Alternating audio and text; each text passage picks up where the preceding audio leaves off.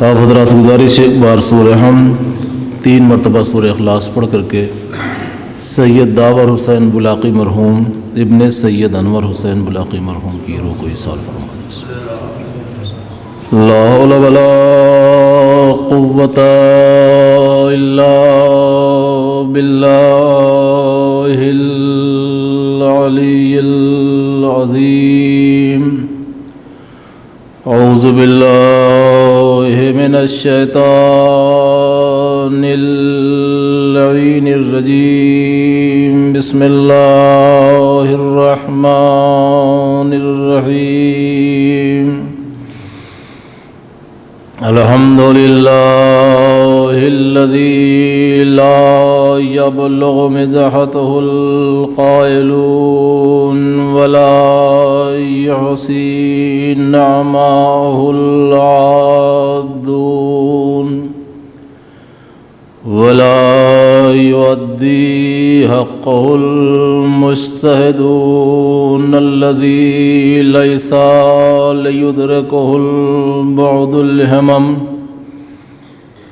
ولا ینالہ غوث الفتن الذی لیس لصفته حد محدود ونعت موجود واجل ممدود فطر الخلائق بقدرته ونشر الرياح برحمته والصلاة والسلام على النبي الرحمة وإمام الأئمة وسراج الأمة ومولانا أبي القاسم محمد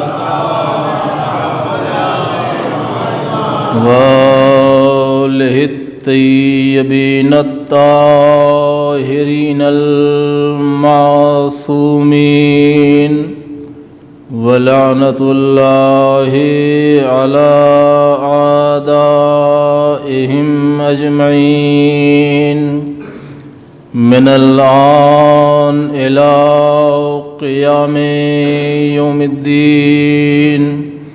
أما بعد فقد قال الله تعالى في القرآن المجيد وفرقانه الحميد وهو أصدق الصادقين وقوله الحق۔ بسم الله الرحمن الرحيم ورضوان من الله أكبر ذلك هو الفوز العظيم۔ صلوات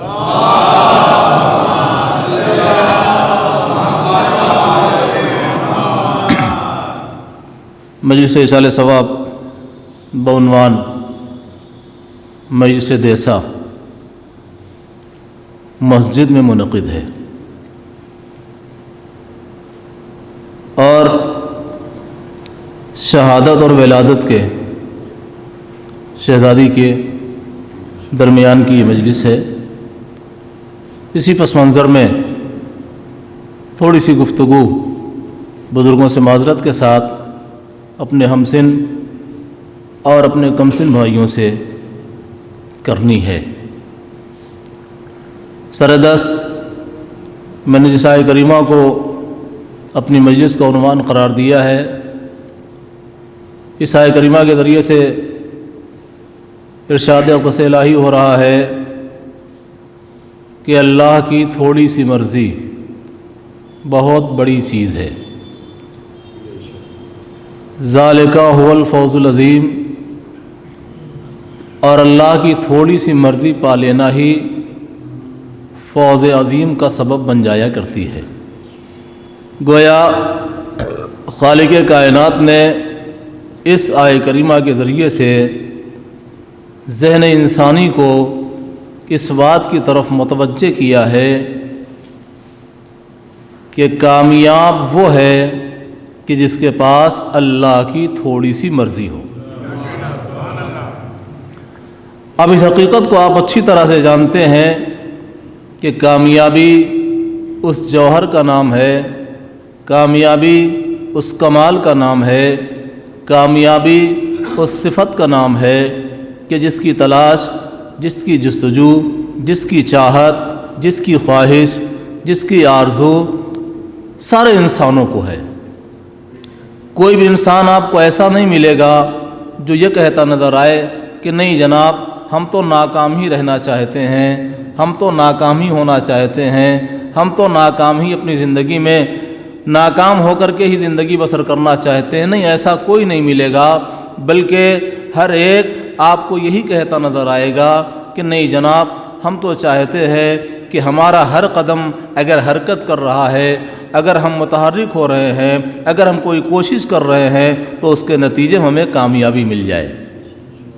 سب کو تلاش کامیابی کی ہے، سب کو جستجو کامیابی کی ہے، لہذا ظاہر سی بات ہے وہ اللہ جو ہمارا خالق حقیقی ہے، وہ اللہ جو ہمارا مالک حقیقی ہے، وہ ان باتوں کا اہتمام اور ان باتوں کا انتظام کیوں نہ کرے گا کہ جس کی چاہت اور جس کی ضرورت ہمیں ہو۔ وہ جانتا ہے کہ ہمارا نیچر کیا ہے، ہمارا مزاج کیا ہے، ہماری فطرت کیا ہے، ہماری پسند کیا ہے، ہم کیا چاہتے ہیں، ہم کیا پسند کرتے ہیں، کیا ناپسند کرتے ہیں، سب کچھ اسے پتہ ہے۔ کیوں پتہ ہے؟ اس لیے کہ وہ خالق حقیقی ہے۔ اچھا، اس بات کی دلیل کے لیے یہی بات کافی ہے کہ ہم اپنی اولاد کے مجازی خالق ہوتے ہیں، ہم اپنی اولاد کے مجازی خالق ہوتے ہیں، مگر ہم بھی یہ بات کہتے ہیں کہ جناب آپ کو پتہ نہیں، صاحبزادے ہمارے ہیں، ان کا مزاج ہمیں پتہ ہے، ان کا نیچر ہمیں معلوم ہے، ان کی پسند اور ناپسند ہمیں پتہ ہے۔ تو جب مجازی خالق ہو کر کے ہم اپنی اولاد کے مزاج سے واقف ہیں تو جو خالق حقیقی ہو، صلوات بر محمد والے محمد پر،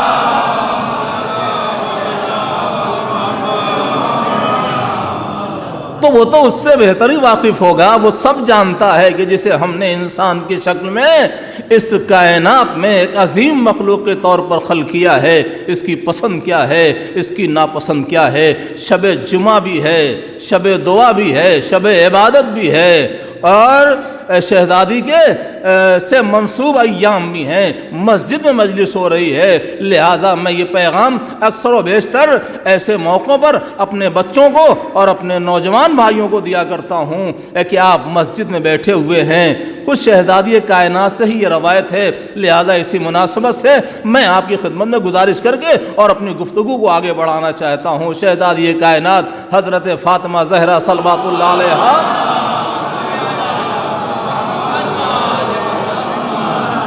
اپنے بابا پیغمبر اسلام ختم مرتبت حضرت محمد مصطفیٰ صلی اللہ علیہ وآلہ وسلم سے ایک سوال کرتی ہیں۔ اب اس موقع پر ہمارے بچے اس نقطے کو ضرور محسوس کر لیں کہ جب معصوم کوئی معصوم سے سوال کرتا ہے تو اس کا مطلب یہ نہیں ہوتا کہ وہ جانتا نہیں ہے، نہیں، جب بھی کوئی معصوم سے سوال کرتا ہے تو اس کا مطلب یہ ہوتا ہے کہ ہم جان لیں، بات ہم تک پہنچ جائے، میسج ہم تک آ جائے۔ لہذا یہاں معصومہ ہے سوال کرنے والی، اور جس سے سوال کر رہی ہیں وہ بھی معصوم ہے اور وقت کے رسول بھی ہیں، پیغمبر بھی ہیں، نبی بھی ہیں۔ شہزادی سوال کرتی ہیں، بابا اگر نماز کو کوئی سبق سمجھتا ہے، مسجد میں مجلس ہے اور مسجد امام حسین میں مجلس ہے، اسی مناسبت سے یہ بات ذہن میں آ گئی، اگرچہ کلپ چل رہی ہے لیکن ہر آدمی اس کو نہیں سنتا ہے، لہذا میں چاہتا ہوں کہ اپنے نوجوان بھائیوں تک یہ بات پھر پہنچا دوں۔ شہزادی نے سوال کیا ہے کہ بابا اگر نماز کو کوئی ہلکا سمجھتا ہے، اگر نماز کو کوئی سبق سمجھتا ہے تو اس کا نقصان کیا ہے؟ دیکھیے، تارک الصلاۃ کی بات نہیں ہے یہاں، ان کا کوئی میٹر نہیں ہے، جن کا نماز سے کوئی رشتہ ہی نہیں ہے۔ یہاں صرف نماز کو ہلکا سمجھنے کا معاملہ ہے، یعنی نماز کو اس کے وقت پر نہ یاد کرنے کا میٹر ہے۔ اور ظاہر سی بات ہے جب اسے ہم محسوس کر لیں گے تو پھر تارک الصلاۃ کہاں جائے گا؟ جس کا نماز سے کوئی رشتہ نہیں ہے اس کی منزل کیا ہوگی ہم خود ہی اس کو محسوس کر سکتے ہیں۔ دیکھیں، جہاں تک وقت کی بات ہوتی ہے، یہ کس کی بات ہو رہی ہے؟ کن کے بارے میں سوال ہو رہا ہے؟ یہ ان کے بارے میں ہو رہا ہے کہ ابھی تو اذان ہو رہی ہے، نماز بھاگی تھوڑی جا رہی ہے۔ یہ ان کے بارے میں ہے جو کہتے ہیں کہ ابھی تو قضا ہونے میں بہت وقت ہے، ابھی پڑھ لیا جائے گا۔ یہ ان کے بارے میں ہے، جبکہ یہ میٹر ایسا ہے کہ اگر وقت پر ہمیں نہ پوچھا جائے تو ہمارا موڈ کیا ہوتا ہے؟ ہمارا موڈ ٹھیک نہیں رہے گا۔ اگر ہم نے آپ کو اپنے گھر مدعو کر لیا ہے، دعوت دے دی ہے، اور آپ ہمارے ہاں مہمان بن کر کے آئے ہیں، اگر تھوڑی سی دیر ہو جائے گی، تاخیر ہو جائے گی، آپ سے ہم مخاطب نہیں ہوں گے تو نہ آپ کو کھانے کا ٹیسٹ ملے گا، نہ آنے کا ذائقہ ملے گا، وہاں بھی موڈ خراب رہے گا، واپس آنے کے بعد غصہ گھر اترے گا۔ جبکہ قصور اتنا ہوا ہے، غلطی اتنی ہوئی ہے کہ ہم آپ سے تاخیر سے مخاطب ہوئے ہیں۔ کھانا سب وہی ملا جو پہلے والوں نے کھایا ہے، گرما گرم ملا، مگر موڈ خراب کے خراب۔ گھر میں داخل ہوئے، غصے کے ساتھ دروازہ کھولا، خیریت تو ہے، کھانا نہیں ملا؟ کہا نہیں ملا۔ کہا پھر غصہ کیوں ہے؟ کہا آپ مولانا کے یہاں کبھی نہیں جائیں گے، اب کبھی نہیں جائیں گے۔ کیوں نہیں جائیں گے؟ کہا بلا تو لیا مگر بہت دیر سے مخاطب ہوئے۔ عجیب بات ہے، آپ سے دیر سے مخاطب ہوا جائے تو آپ کا موڈ خراب ہو جائے، اگر ذکر خدا سے صلوات پر محمد والے محمد پر۔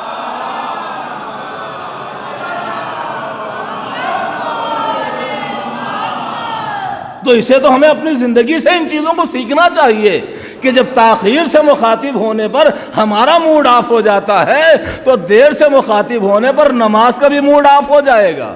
صلوات پر محمد والے محمد پر۔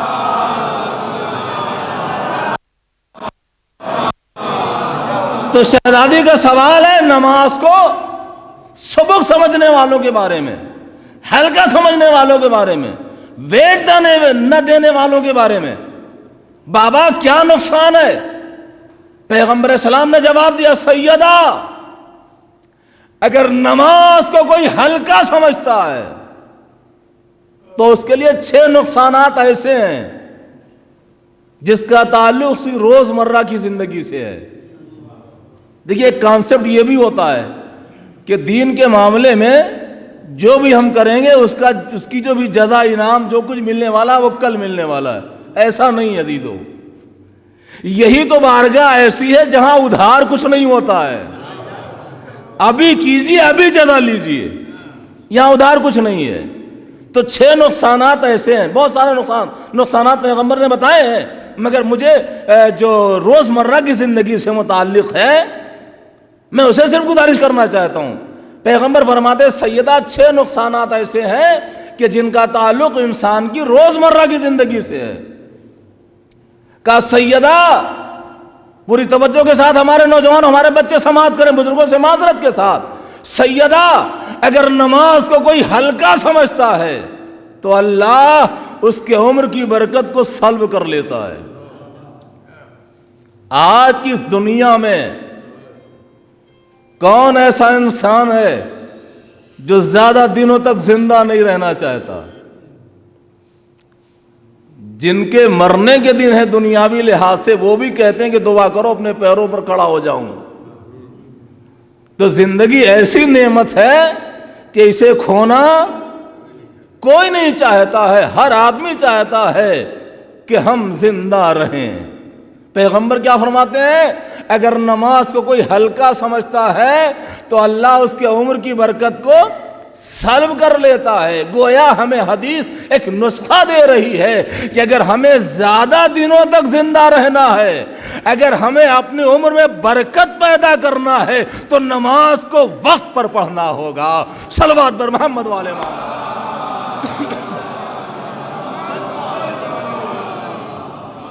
سیدہ دوسرا نقصان، اگر نماز کو کوئی ہلکا سمجھتا ہے تو پروردگار عالم اس کے رزق کی برکت کو چھین لیتا ہے، سلب کر لیتا ہے۔ اور یہ تو آپ سب کے ہم سب کے مشاہدے میں یہ باتیں آتی ہیں، ارے جناب کیا بتائیں، کماتے کماتے مرے جا رہے ہیں مگر پورا نہیں پڑ رہا ہے، مگر پورا نہیں پڑ رہا ہے. یہ حدیث اس کا جواب دے رہی ہے کہ اگر تم یہ چاہتے ہو کہ تمہارا تھوڑا سا رزق بہت زیادہ ہو جائے، بابرکت ہو جائے تمہارا رزق، تو اس کے لیے نماز کو وقت پہ ادا کرو.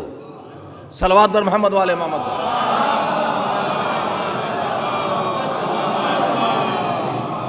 دیکھیے یہ دونوں نقصانات ایسے ہیں کہ جن کا تعلق ہماری روزمرہ کی زندگی سے ہے.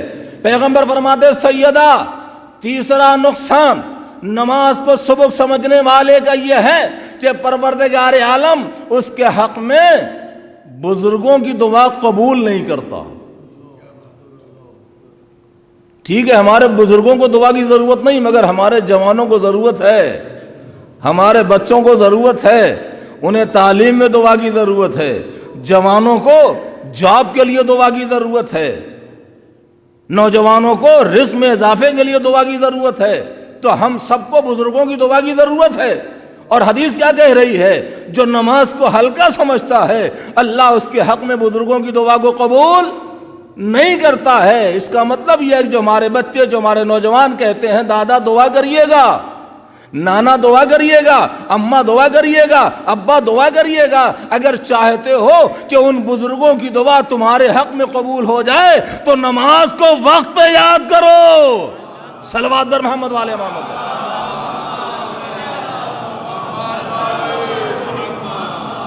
پھر پیغمبر فرماتے سیدہ اگر نماز کو کوئی ہلکا سمجھتا ہے تو پروردگار عالم اس کے حق میں اس کے باپ کی دعا کو قبول نہیں کرتا. اللہ اکبر. دیکھ رہے کتنا بڑا نقصان ہے جس کا ہمارا روزمرہ کی زندگی سے تعلق ہے. پیغمبر فرماتے ہیں کہ اس کے حق میں اس کے باپ کی دعا کو اللہ قبول نہیں کرتا. ہمارے بچے، ہمارے جوان اگر چاہتے ہیں کہ ان کے حق میں ان کے باپ کی دعا قبول ہو جائے تو اس کے لیے نماز کو وقت پہ پڑھنا ہوگا. پھر پیغمبر فرماتے سیدہ اگر نماز کو کوئی ہلکا سمجھتا ہے تو پروردگار عالم اس کے حق میں اس کی ماں کی دعا کو قبول نہیں کرتا.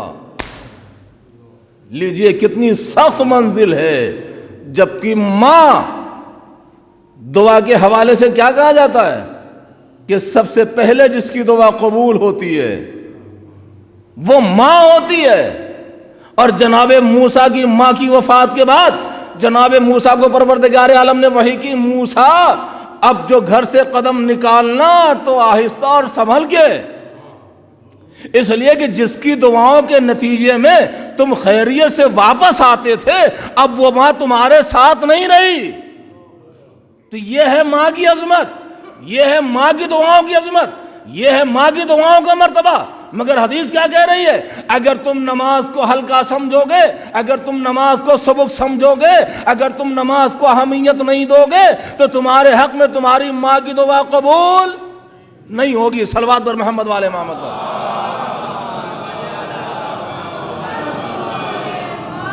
تو اس کے لیے ہمیں اس عبادت کو، اس ذکر خدا کو اس کے وقت پر یاد کرنا ہوگا. چھٹا نقصان پیغمبر اسلام، دیکھیے کیا بات ہے، عجیب بات ہے. قرآن مجید نے بھی انسانی نیچر کو اور انسانی مزاج کو مد نظر رکھ کر کے گفتگو کی ہے.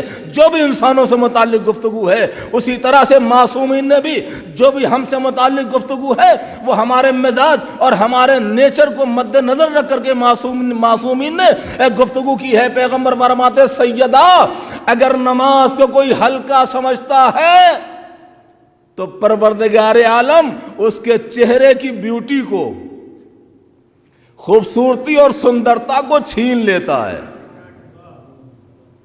کون ایسا انسان ہے ہم میں سے جو یہ نہیں چاہتا کہ ہم خوبصورت نہ دکھائی دیں؟ ہم سب چاہتے ہیں کہ ہم خوبصورت دکھائی دیں. اور اگر لوگ چاہتے نہ ہوتے کہ ہم خوبصورت دکھائی دیں تو خوبصورت بنانے کے کارخانے کیوں کھولے جاتے؟ یہ کارخانے خود بتا رہے ہیں کہ ہم چاہتے ہیں کہ ہم خوبصورت دکھائی دیں. مگر یاد رکھیں عزیزان گرامی، اسلام ہمیں پیغام دے رہا ہے، ہمارا رسول ہمیں پیغام دے رہا ہے، معصومین ہمیں پیغام دے رہے ہیں کہ ہم بھی چاہتے ہیں کہ تم خوبصورت دکھائی دو. لہذا ایسی خوبصورتی کے چکر میں نہ پڑو کہ جو ایک نیند کے ہلکے سے جھونکے سے واپس ہو جائے، رخصت اور زائل ہو جائے۔ ہم تمہیں نسخہ بتا رہے ہیں کہ اگر تم چاہتے ہو کہ خوبصورت دکھائی دو تو نماز کو وقت پہ یاد کرو۔ گویا حدیث ہمیں آواز دے رہی ہے کہ اگر خوبصورت بننا ہے تو پارلر نہ جاؤ، وقت سے مصلی عبادت پر آؤ۔ صلوات پر محمد والے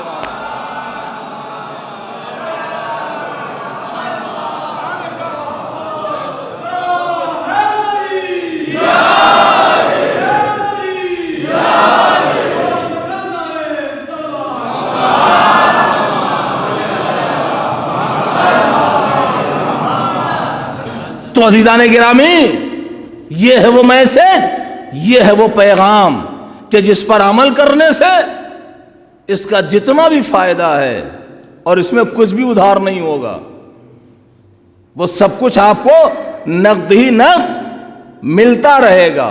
اور بات یہاں تک آ گئی ہے تو ایک جملہ میں اور کہہ دوں، اس لیے کہ مسجد امام حسین میں مجلس ہے۔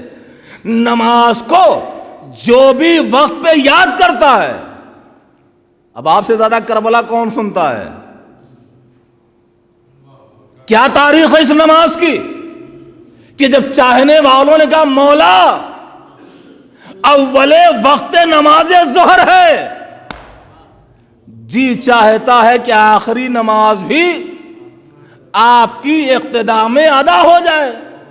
سنتے ہیں آپ نماز جس حال میں ادا ہوئی ہے، نماز کی ادائیگی کے بعد امام حسین نے اپنے ہاتھوں کو بارگاہ خداوندی بلند کیا اور بلند کر کے کہتے پروردگار انہیں نماز گزاروں میں شمار کرنا۔ کربلا کی یہ تاریخ بتا رہی ہے کہ اگر نماز کو وقت پر یاد کرو گے تو امام زمانہ کی دعاؤں کے مستحق قرار پاؤ گے۔ صلوات پر محمد والے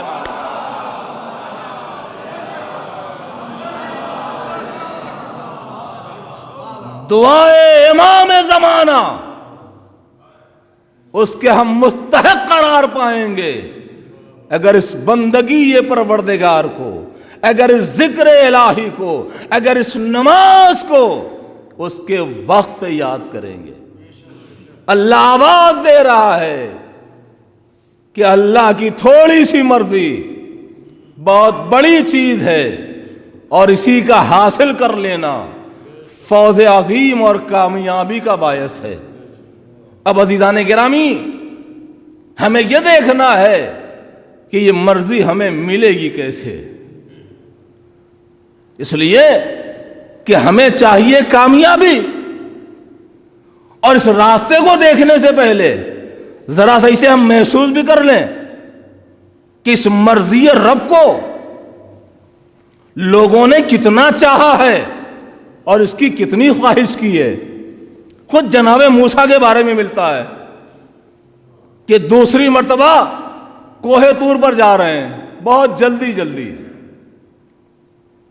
جب اس مقام پر پہنچے جہاں سے اللہ سے محو گفتگو ہونا تھا تو آواز قدرت آئی وما اعجلک عن قومک یا موسیٰ، اے موسیٰ آج کس چیز نے تمہیں اتنی جلدی آنے پر مجبور کیا؟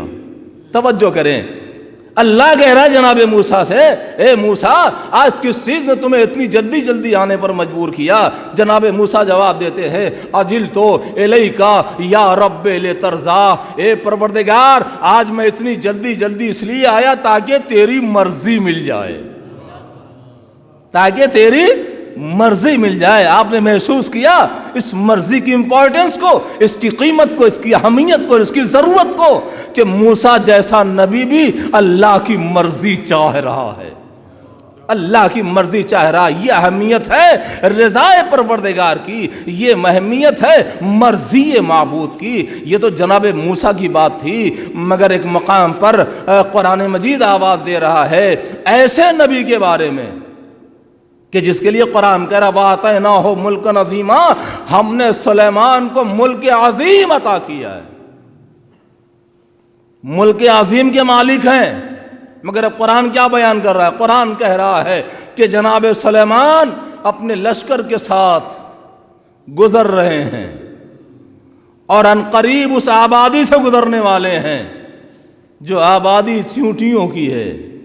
نہیں، آج کے بچوں کو سمجھانے کے لیے جملہ بدل دیا جائے، سلیمان کا لشکر سلیمان کے ساتھ اس جگہ سے گزرنے والا ہے جو کالونی چونٹیوں کی ہے۔ اور جیسے ہی چونٹیوں کے سردار نے دیکھا کہ سلیمان کا لشکر آ رہا ہے، اپنی قوم سے مخاطب ہوا اور مخاطب ہو کے کہتا ہے کہ تم سب کے سب اپنی اپنی بلوں میں چلی جاؤ، ایسا نہ ہو کہ سلیمان کا لشکر تمہیں اپنی بے خبری میں رون ڈالے۔ کون کہہ رہا ہے؟ چونٹیوں کا سردار کہہ رہا ہے، اپنی قوم سے کہہ رہا ہے، اور جناب سلیمان سن رہے ہیں۔ تفصیلات سب آپ کی نگاہوں کے سامنے ہیں۔ جو سردار نے کہا اسے پوری قوم نے فالو کیا، ہے نا۔ اب قرآن مجید کا ایک نکتہ بھی بغیر میسج کے نہیں ہے، بغیر پیغام کے نہیں ہے، بغیر مقصد کے نہیں ہے۔ ہر نکتہ ایک پیغام ہے۔ ایک قوم کا سردار اپنے قوم سے گفتگو کر رہا ہے، قوم بھی لاشعور اور سردار قوم بھی لاشعور، مگر اس لاشعور قوم اور لاشعور سردار نے یہ باشعور قوم کو یہ پیغام ضرور دے دیا کہ جب بھی کوئی بات سردار کہے تو اسے فالو کرنا چاہیے۔ ارے وہ کیسے مسلمان تھے کہ جنہیں سردار بلا رہا تھا مسلمان بھاگ رہا تھا۔ صلوات بر محمد والے۔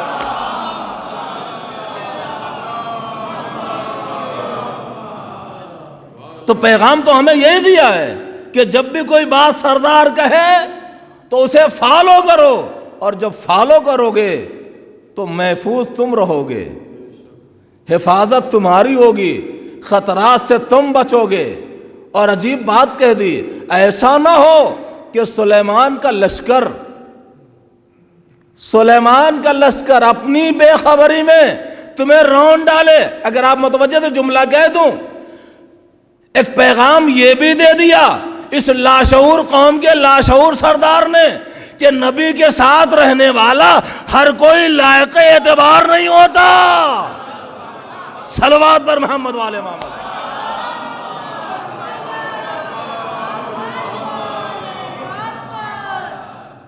سن لیا جناب سلیمان نے پوری گفتگو چونٹیوں کے سردار کی، اور اب قرآن کہہ رہا ہے اس گفتگو کو سننے کے بعد جناب سلیمان کہتے ہیں، قرآن کہہ رہا فَتَبَسَّمَ ضَاحِكًا، جناب سلیمان مسکرائے اور ہنسے، اور ہاتھوں کو بارگاہ خداوندی بلند کرتے ہیں، پروردگار مجھے توفیق دے کہ میں ان نعمات کا شکریہ ادا کروں جو تو نے مجھے اور میرے والدین کو عطا کی ہیں۔ دیکھیے پیغام، دیکھیے قرآن پیغام دے رہا ہے۔ جناب سلیمان کیا کہہ رہے ہیں؟ پروردگار مجھے توفیق دے کہ میں ان نعمات کا شکریہ ادا کروں جو تو نے مجھے اور میرے والدین کو عطا کی ہیں۔ اس کا مطلب یہ ہے کہ ہمیں صرف انہی نعمتوں کا شکریہ نہیں ادا کرنا ہے جو اللہ نے ہمیں دی ہیں، ہمیں ان نعمتوں کا بھی شکریہ ادا کرنا ہے جو اللہ نے ہمارے والدین کو دی ہیں۔ مگر ہماری زندگی کا حال یہ ہے کہ ہمیں انہی نعمتوں کا شکریہ ادا کرنے کا وقت نہیں جسے اللہ نے ہمیں دی ہیں۔ صلوات در محمد والے محمد۔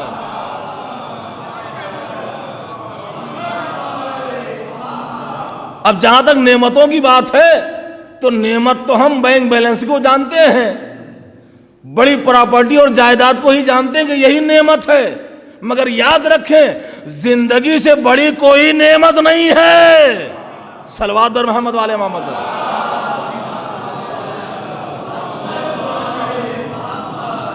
تو ہماری ذمہ داری یہ ہے کہ ہمیں ان نعمتوں کا شکریہ ادا کرنا جو اللہ نے ہمیں دی ہیں، اور ان نعمتوں کا بھی شکریہ ادا کرنا جو اللہ نے ہمارے والدین کو دی ہیں۔ اور اس کا فائدہ کس کو ہوگا؟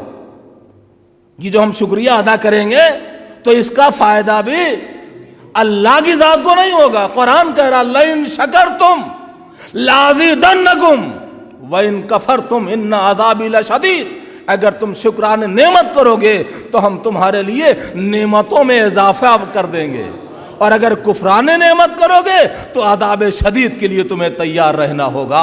صلوات بر محمد والے محمد۔ اور اتنی گفتگو کرنے کے بعد جناب سلیمان کہتے ہیں کہ پروردگار تیرا شکریہ اس لیے ادا کرنا چاہتا ہوں تاکہ تیری رضا مل جائے۔ پہچانا آپ نے اس رضائے معبود کو، اس رضائے الہی کو کہ جس کی خواہش جناب سلیمان بھی کر رہے ہیں، جس کی چاہت جناب موسیٰ بھی کر رہے ہیں، اور سلیمان ملک عظیم کے مالک ہیں۔ سلیمان ملک عظیم کے مالک ہیں، اس کا مطلب ہے کہ سلیمان میں اور اس میں ضرور فرق ہے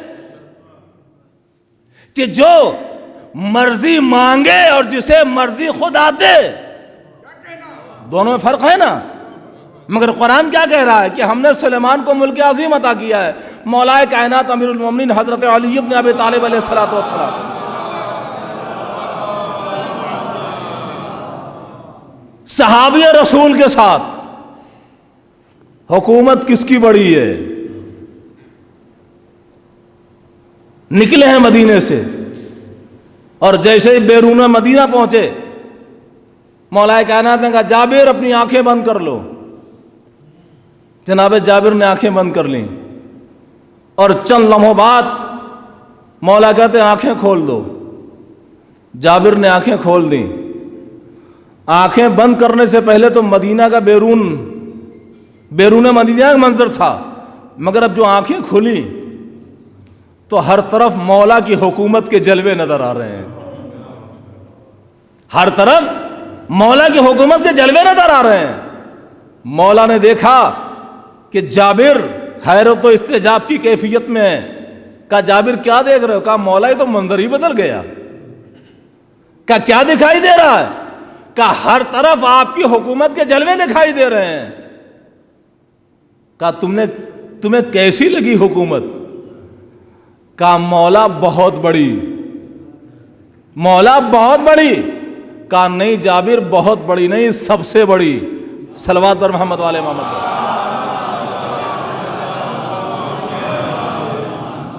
مولا نے کیا کہا؟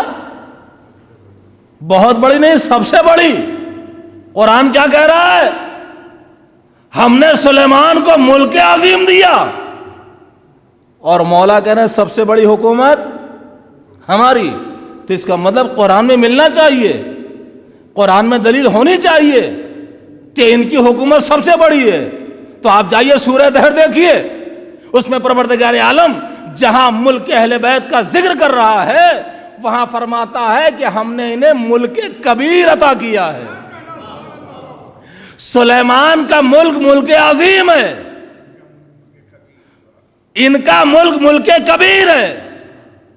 عظیم کے معنی بھی بڑا، کبیر کے معنی بھی بڑا۔ عظیم بنا ہے اعظم سے، کبیر بنا ہے اکبر سے۔ اعظم کے معنی بھی بڑا، اکبر کے معنی بھی بڑا۔ اب یہ کیسے طے ہو کہ اعظم والا بڑا ہے یا اکبر والا بڑا ہے؟ اس کا فیصلہ تب ہوگا جب اذان ہوگی۔ اگر مؤذن اللہ اعظم کہے تو سلیمان کی حکومت بڑی، اگر اللہ اکبر کہا جائے تو علی کی حکومت بڑی۔ صلوات بر محمد والے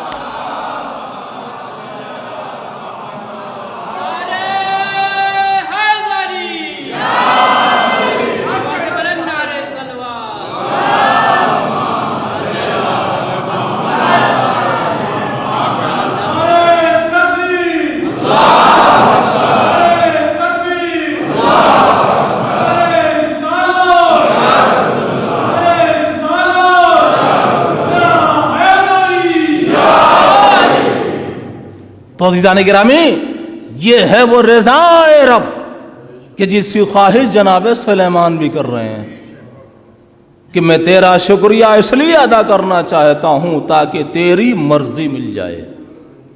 تو موسیٰ بھی اللہ کی مرضی مانگ رہے ہیں، سلیمان بھی اللہ کی مرضی مانگ رہے ہیں، اور اللہ کی مرضی کا کمال یہ کہ جسے تھوڑی سی مل جائے وہ فوز عظیم پر پہنچ جائے. عجب عالمیہ ہے تاریخ اسلام کا. قرآن کہہ رہا ہے کہ تھوڑی سی مرضی کامیابی کا سبب بن جاتی ہے جسے اللہ کی کل مرضی مل جائے.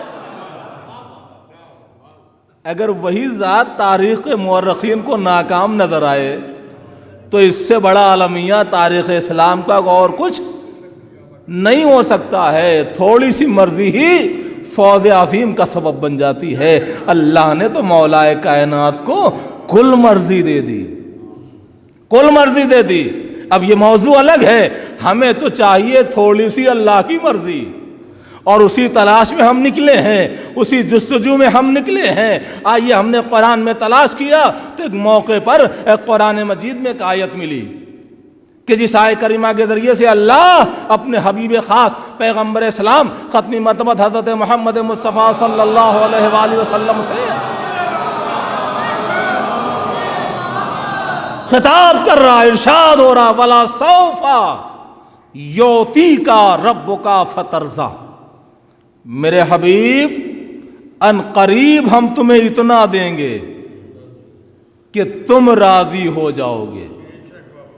ذرا سا فرق پہچانیے گا. اللہ اپنے حبیب سے کہہ رہا ہے کہ ہم تمہیں اتنا دیں گے کہ تم راضی ہو جاؤ گے. اب تک کیا تھا؟ اب تک سلیمان اللہ کی مرضی مانگ رہے تھے, موسیٰ اللہ کی مرضی مانگ رہے تھے. اب کیا ہو گیا؟ اب اللہ ہمارے نبی کی مرضی مانگ رہا ہے. اب فرق پہچانیے گا. موسیٰ اور ہیں, سلیمان اور ہے, ہمارا نبی اور ہے.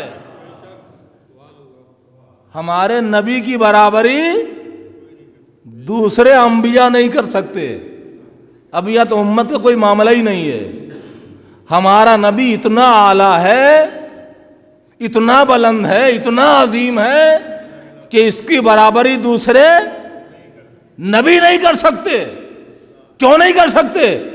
اس لیے کہ ہمارے نبی کا پسینہ ہوتا ہے, دوسرے رسولوں کی خلقت ہوتی ہے.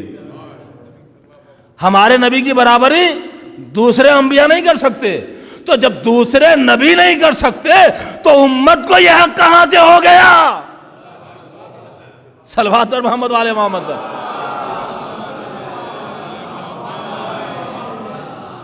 ہمارا نبی سب سے بلند ہے, اور حقیقت یہ ہے کہ عام نبیوں کی امت بھی اپنے نبی کے برابر نہیں ہے. ہمارا نبی تو کوئی میٹر ہی نہیں ہے, ہمارے نبی کے برابر کوئی نبی نہیں ہے, تو امت کی کوئی بات ہی نہیں ہے.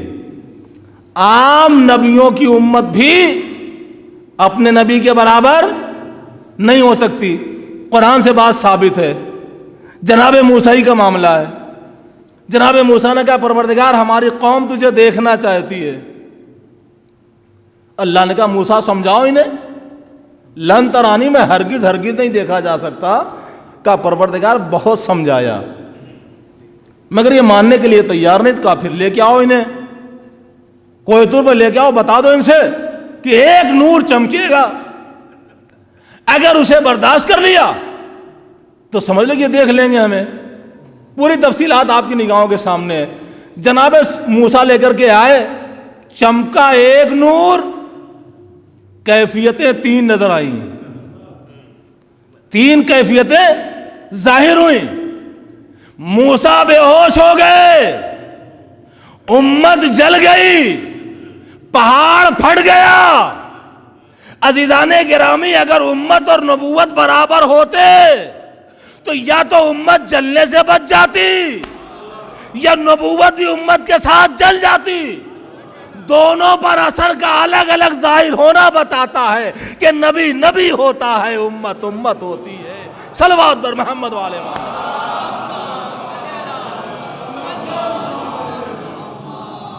اور بات جب یہاں تک آ گئی تو ایک فضیلت کا اور بھی گوشہ ہے. صاحبان ولایت تشریف فرمائے.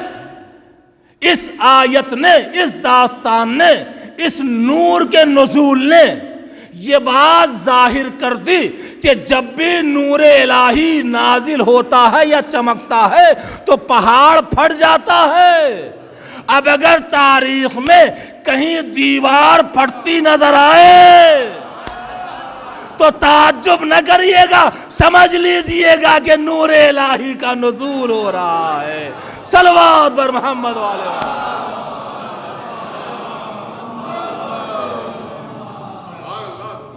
ہمارا نبی سب سے افضل ہے، اور اس کی افضلیت کی دلیل یہ ہے کہ ہمارے نبی کی مرضی خود خدا چاہ رہا ہے۔ ہمیں بھی اللہ کی تھوڑی سی مرضی چاہیے۔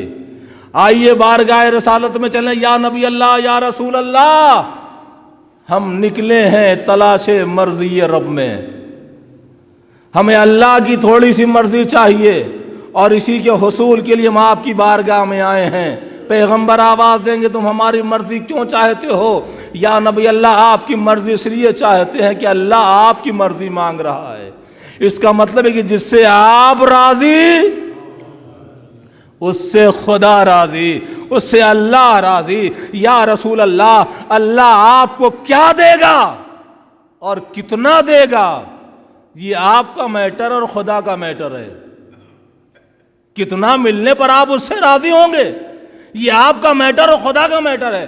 ہمیں اتنا بتا دیجئے کہ آپ ہم سے کیسے راضی ہوں گے، بس میں نے مجلس مکمل کر دی۔ یا رسول اللہ، آپ اتنا بتا دیجئے کہ آپ ہم سے کیسے راضی ہوں گے۔ پیغمبر آواز دیں گے، اگر مجھے راضی کرنا ہے تو سیدہ کو راضی کر لو۔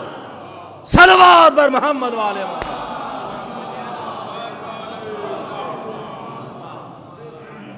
اگر مجھے راضی کرنا ہے تو علی کو راضی کر لو، اگر مجھے راضی کرنا ہے تو حسنین کو راضی کر لو۔ یہ وہ شخصیتیں ہیں، یہ وہ ذوات قدسیہ ہیں کہ جن کی رضا میری رضا ہے اور میری رضا خدا کی رضا ہے۔ اب اگر کسی کو کوئی ٹائٹل دینے کا شوق ہے تو ٹائٹل دینے سے پہلے اس کا پروفائل ضرور چیک کر لیجئے گا کہ جسے رضی اللہ کہا جا رہا ہے ایسا تو نہیں ہے کہ اس سے اہل بیت ناراض ہیں، اس سے سیدہ ناراض ہیں، اس سے مولا کائنات ناراض ہیں، اس سے امامان حسنین ناراض ہیں۔ نہیں، اللہ اسی سے راضی ہوگا جس سے پنجتن راضی ہوں گے۔ صلوات بر محمد والے محمد۔ جس سے پنجتن راضی ہوں گے اس سے خدا راضی ہوگا، اور جس سے خدا راضی ہوگا اسے کامیابی مل جائے گی، اسے فوز عظیم مل جائے گا۔ اور اسی نقطے کو، اسی راز کو جس نے محسوس کیا، اس نے یہ نہ دیکھا کہ گرمیوں کا سفر ہے، اس نے یہ نہ دیکھا کہ صحراؤں کا سفر ہے، اس نے یہ نہ دیکھا کہ بیابانوں کا سفر ہے، اس نے یہ نہ توجہ کی کہ حسین بار بار کہہ رہے ہیں کہ جیسے جیسے میں اپنی منزل سے قریب ہو رہا ہوں ویسے ویسے یہ قافلہ اپنی موت سے قریب ہو رہا ہے۔ اللہ اکبر! کیسے کیسے لوگ اس قافلے میں کربلا پہنچنے تک شامل ہو گئے۔ ہاں، ایک کیریکٹر اور ایک کردار ایسا بھی ہے کہ جس کے لیے تاریخ کربلا کہتی ہے کہ کل 17 دن ہوئے ہیں، روز عاشور تک کل 17 دن ہوئے ہیں امام حسین کے قافلے میں آئے ہوئے، یعنی مومن اور ایمانی زندگی کے کل 17 دن ہیں۔ اور اس ایمانی زندگی سے پہلے وہب ابن عبداللہ کلبی عیسائی ہیں، ان کا اسلام سے کوئی تعلق نہیں ہے، مگر اللہ اکبر، رضائے رب کے لیے، خوشنودی پروردگار کے لیے ایک کیسا عمل انہوں نے انجام دیا کہ 17 دن کی ایمانی زندگی میں وہب ابن عبداللہ کلبی بھی میدان کربلا میں اسی صف میں کھڑے ہو گئے جس صف میں وقت کا رجل فقیہ کھڑا ہوا تھا، جس جماعت میں حبیب ابن مظاہر جیسا رجل فقیہ کھڑا تھا، اسی صف میں وہب ابن عبداللہ کلبی بھی جا کے کھڑے ہو گئے۔ ہاں، یوں ہی نہیں بلکہ یہ معرفت کی کن بلندیوں پر تھے، معرفت کے کن درجوں پر جناب وہب تھے۔ ابھی دیکھیے کربلا کے میدان میں ابھی کوئی معاملہ شروع نہیں ہوا ہے، بلکہ صرف ماں نے صبح عاشور اتنا کہہ دیا، وہب امام کی نصرت میں تاخیر کیوں ہے؟ امام کی نصرت میں تاخیر کیوں ہے؟ جناب وہب نے فوراً تلوار اٹھائی اور مقتل کربلا میں آ گئے،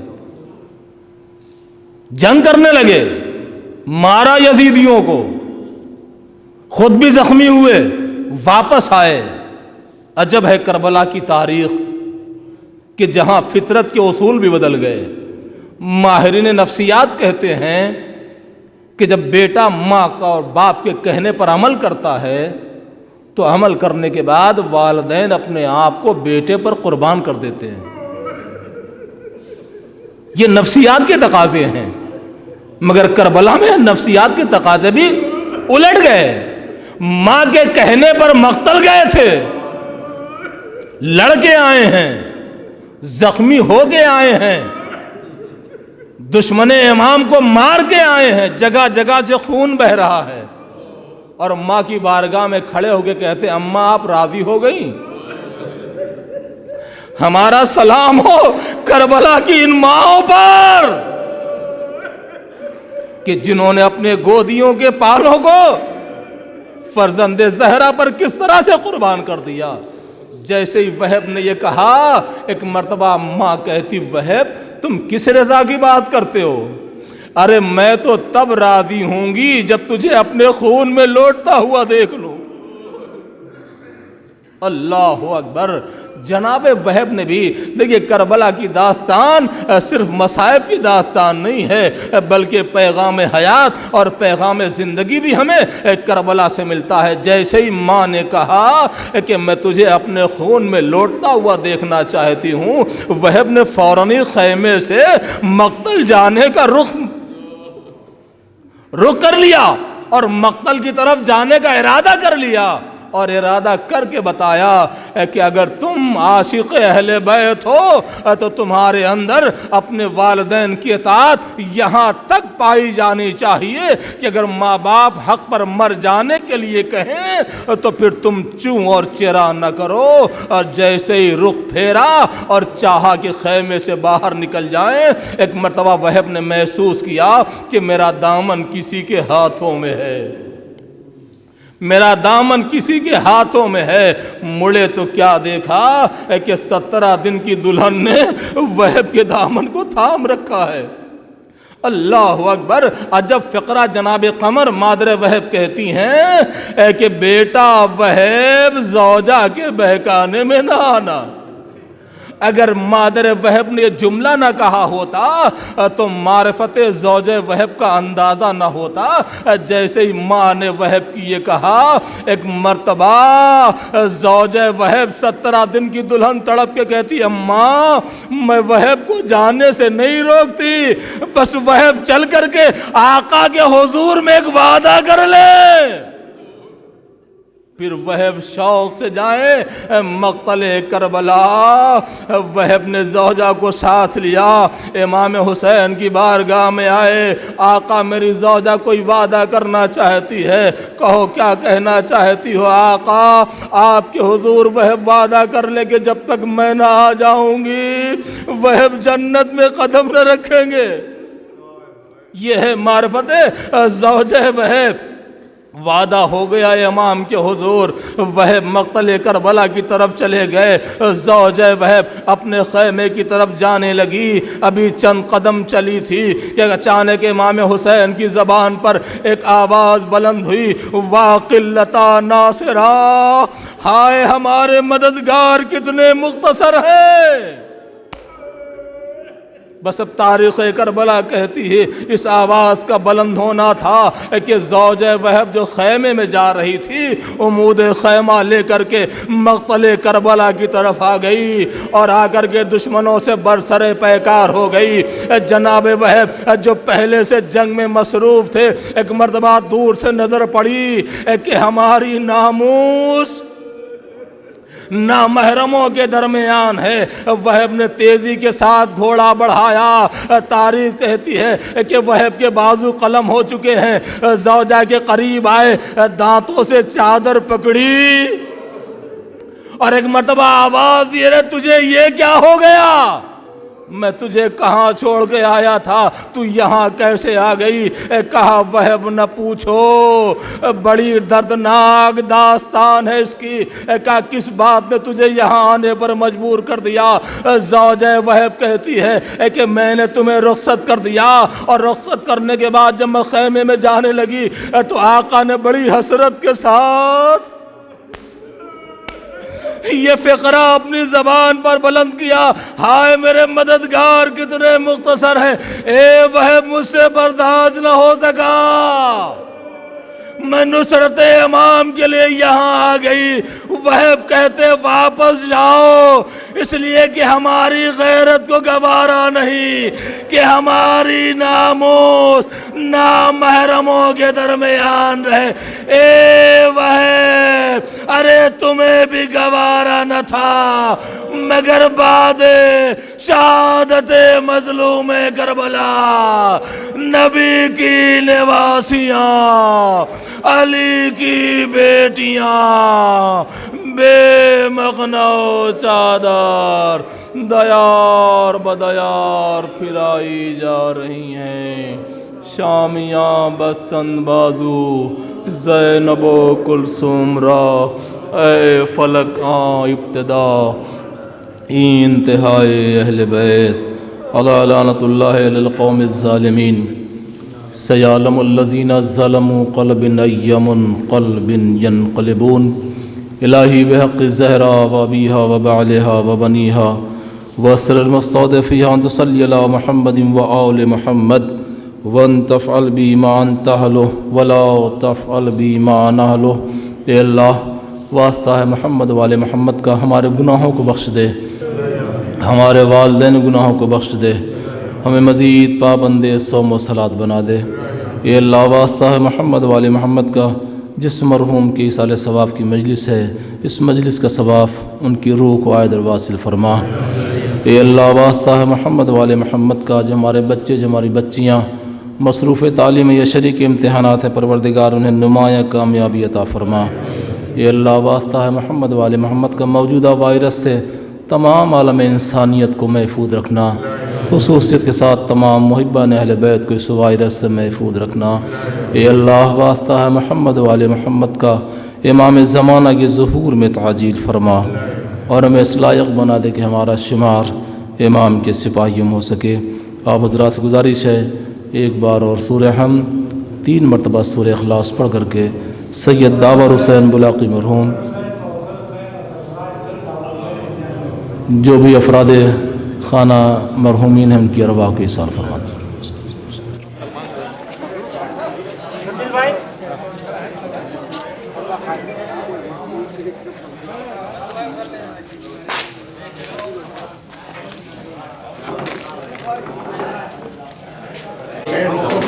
ہم سنے یہیں بیٹھے نہیں گئے تو کھائیے پیچھے چلے تو نجس ہے کا بہت سے لوگ نجس ہیں سناؤ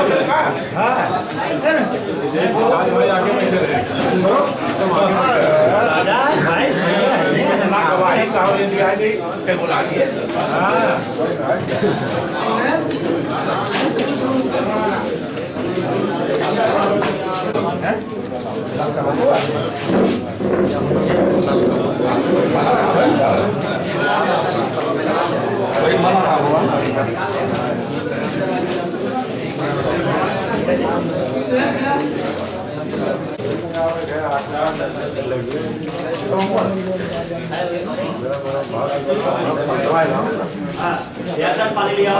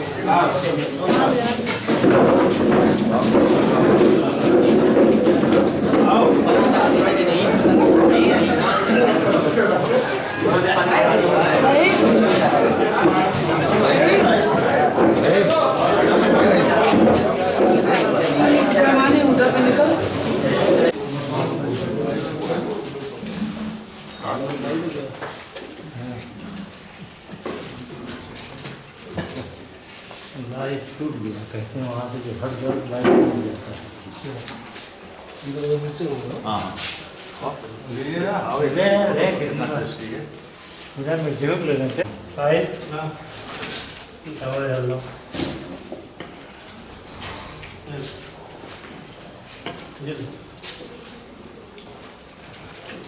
मुंडा मंगाई थी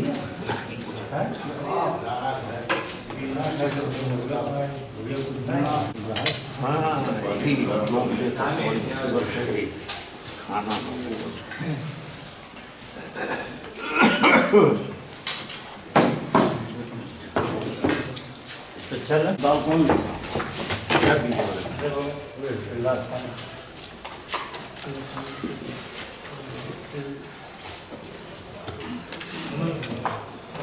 बिहार का मस्त